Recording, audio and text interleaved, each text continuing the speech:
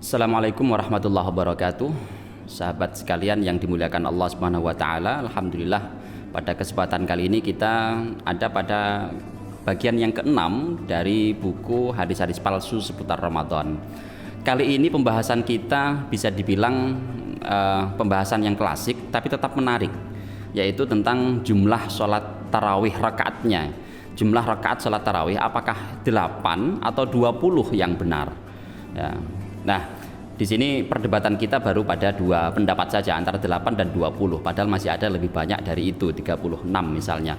Namun itu nyaris tidak pernah kita bahas di Indonesia karena pengguna 36 ini tidak ada atau hampir nggak kita jumpai. Yang kita jumpai lebih banyak di Indonesia adalah dengan jumlah 8 atau 20. Nah, makanya yang terjadi perdebatan di Indonesia, di negara kita ini adalah yang antara 8 atau 20 saja.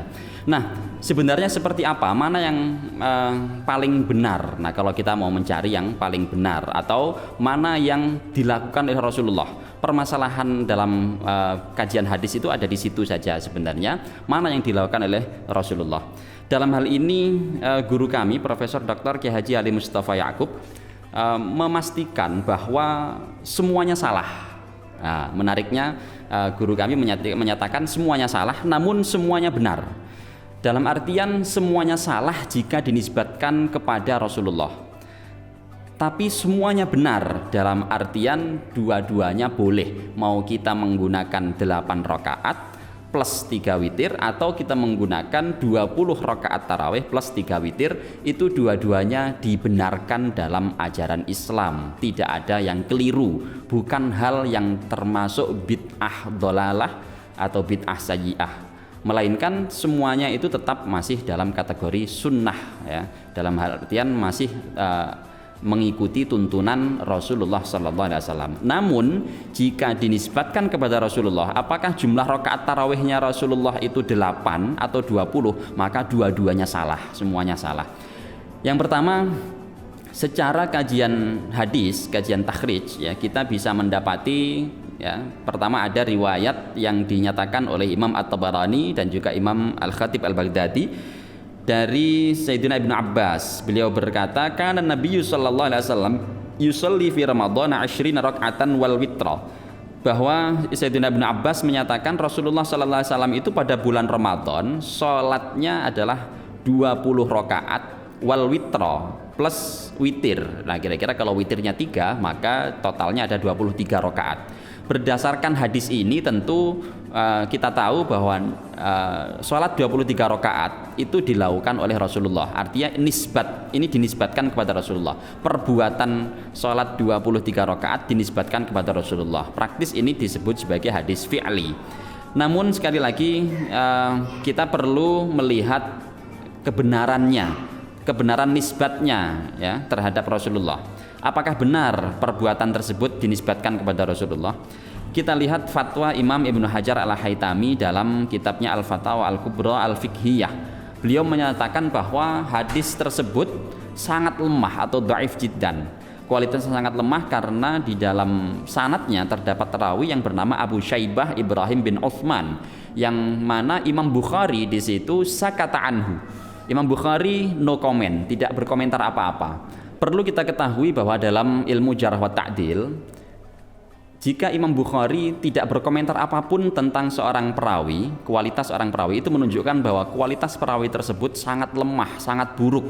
Nah, sehingga beliau tidak berkomentar. Jadi Imam Bukhari ini orangnya sangat santun, pemalu. Nah, sehingga kalau ada perawi yang sangat buruk kualitasnya, beliau no comment. Saking buruknya, maka beliau tidak mau berkomentar. Khawatir nanti sudah melampaui batas jarh wa ta'dil, khawatir nanti menjadi ghibah dan sebagainya.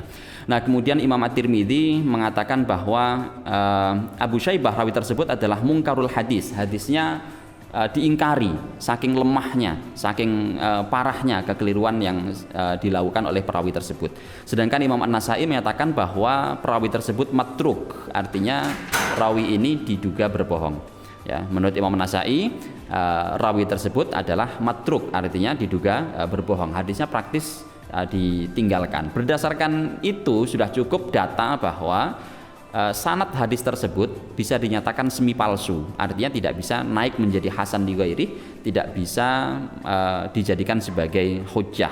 Apalagi kemudian diperkuat lagi oleh pendapat Imam Syu'bah bahwa perawi tersebut ya Abu Syaibah ini adalah seorang pendusta, bukan lagi dituduh berdusta melainkan dipastikan oleh Imam Syu'bah sebagai seorang pendusta. Praktis hadisnya bukan lagi semi palsu melainkan dinyatakan palsu kalau menurut Imam Syu'bah. Nah, berarti hadis yang menisbatkan perbuatan Nabi sholat tarawih 23 rakaat sebagaimana dituturkan ya tadi itu, ini kualitasnya sangat-sangat lemah atau semi palsu alias maudhu. Ini bicara tentang kualitas nisbat kepada Rasulullah. Kita tidak sedang berbicara masalah hukum melaksanakan tarawih 23 rakaatnya. Nah sekarang bagaimana dengan sholat tarawih yang 8 rakaat? Nah sekali lagi kita konteksnya juga akan di sini bicara tentang tarawih, sholat tarawih bukan sholat witir, tapi sholat tarawihnya. Ya jadi sholat tarawih 8 plus 3 witir. Dalam hal ini Imam Ibnu Hibban meriwayatkan sebuah hadis dari sahabat Jabir bin Abdullah. Beliau berkata, "Ja'a Ubay bin Ka'b ila Nabi sallallahu alaihi wasallam faqala, ya Rasulullah, innahu kana min lailata syai'un, ya'ni fi Ramadan." Qala, "Wa ma dzaka ya Ubay?" Qala, "Niswatun fi dari, qulna inna la naqra'ul Qur'an fa nusalli bi salatik." Qala, "Fa sallaitu bihinna 8 raka'atin, thumma autartu." Qala, "Fa kana syabihar ridha wa lam yaqul syai'an." Dalam hadis ini dinyatakan bahwa sahabat Jabir bin Abdullah pernah mengisahkan Sayyidina Ubay bin Ka'ab yang datang sowan kepada Rasulullah lalu kemudian mengadu, "Ya Rasulullah, tadi malam ada sesuatu yang saya lakukan."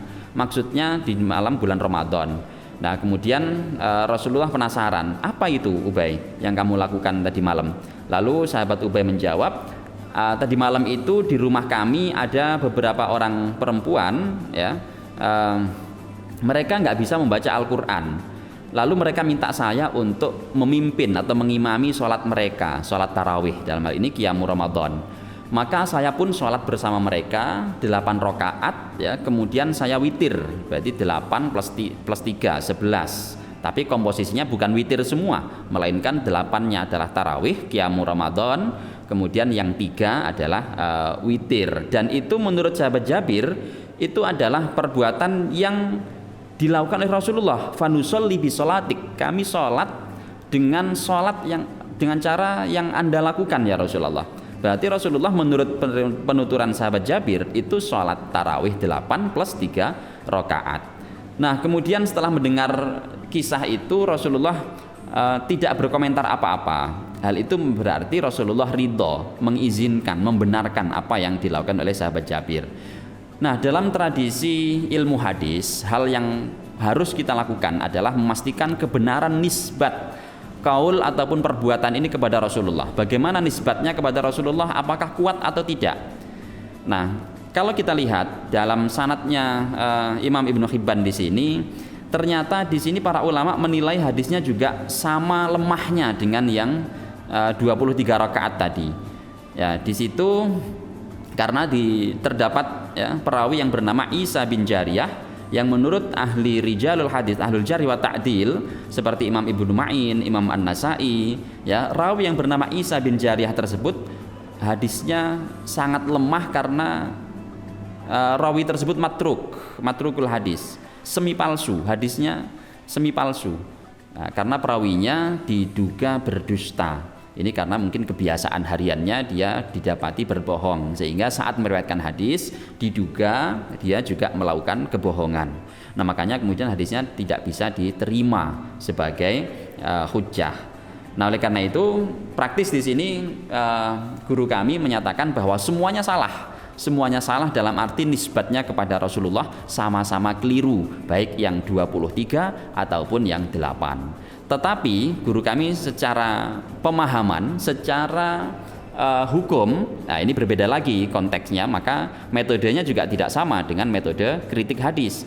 Secara hukum melakukan 23 rakaat tarawih plus witir 23 rakaat ataupun total 11 rakaat dengan komposisi 8 tarawih 3 witir, dua-duanya benar, semuanya benar. Kenapa? Karena dua-duanya mengamalkan hadis man qama ramadhana imanan wahtisaban ghufira lahu ma taqaddama min dzambih, riwayat Imam Al-Bukhari. Nah, berarti dalam hal ini secara hukum kita tidak perlu mempermasalahkan hukum sholatnya, karena dua-duanya tidak dibatasi rokaatnya oleh Rasulullah. Terserah kita mau rokaatnya 20, 30, 15, karena sudah termasuk witir misalnya, ataupun 11 ataupun kurang dari itu juga tidak apa-apa. Ya, yang penting di sana adalah qoma ramadhana imanan wahtisaban. Mau melakukan sholat tarawih 100 rakaat sekalipun, kalau tidak imanan wahtisaban, maka itu tidak menjadi ibadah yang mulia. Nah, begitu pula melakukan sholat tarawih 8 ataupun 11 ataupun 23, jika dilakukan bukan karena imanan wahtisaban, bukan karena iman terhadap keutamaan Ramadan dan juga ibadah-ibadah yang ada di dalamnya serta mengharapkan ridho Allah, maka hal itu juga tidak ada maknanya.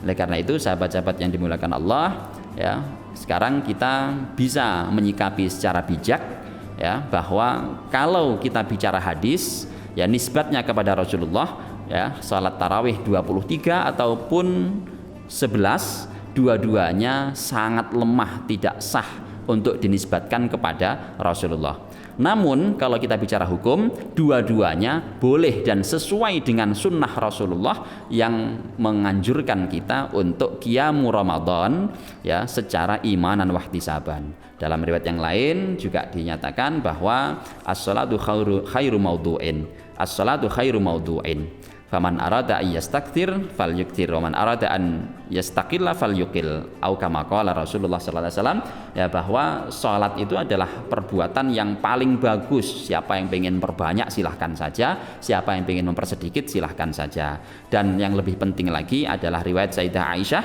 yang menyatakan bahwa Rasulullah sallallahu alaihi wasallam itu salatnya sangat bagus kualitasnya, ya, dan sangat lama. Nah, sehingga para sahabat ketika bertanya bagaimana sih sholat malamnya Rasulullah itu, berapa rakaat, kemudian Ibu Aisyah menjelaskan jangan tanya terkait dengan kualitas dan durasinya.